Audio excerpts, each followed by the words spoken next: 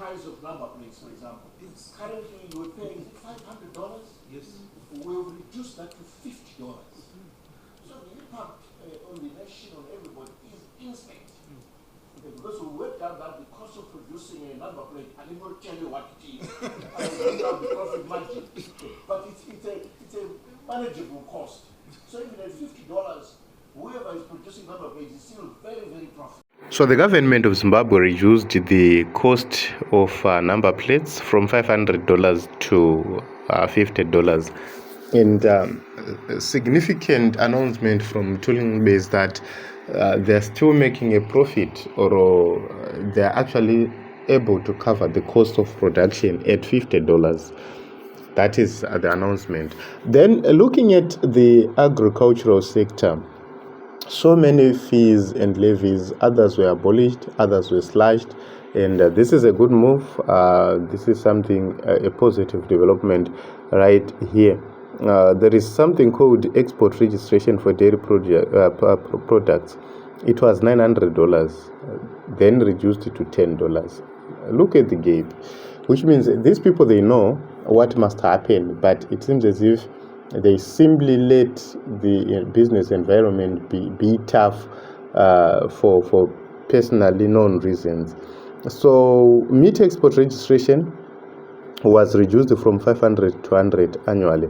And then agricultural export permit was reduced from $70 to $10 annually. And also, you could see that there is something called health and safety compliance. So these are categories in the agricultural sector which you need to meet. And then imagine if you are just a small farmer, how are you going to be able to cope and meet all these costs? So local authority health certificate was $300, then it was cut to $100 annually. Abattoir establishment fee was reduced from $350 to $50 annually. Veterinary abattoir registration was kept at $800, down from $600. And they scrapped what they call food handler health certificate. So looking at all these costs, you could see that if you wanted to establish a butchery, it was very, very expensive, too expensive each year for you to be able to renew these licenses. That is the reason why a lot of businesses were not complying with the law, because it was too much. Imagine you are small, you are required to pay 300 plus 350, that's 650, then plus 600, that is over 1,000 for health and safety compliance only. So it was too much. Then there are other areas, environmental and utility costs, EMA, effluent and waste disposal fee for dairy farmers. It was reduced from $800 to $100 annually. Environment impact assessment license was lowered from 1.5% of project value to 0.5%, kept at 100,000 and payable during operations, not upfront. So that is another thing which is very important right there.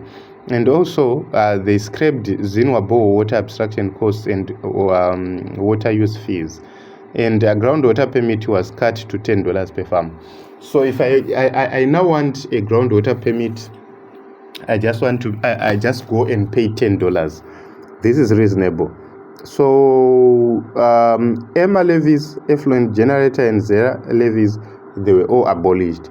So the reasons, they're saying that they scrapped these costs to make sure that they make the ease of doing business reasonable or better.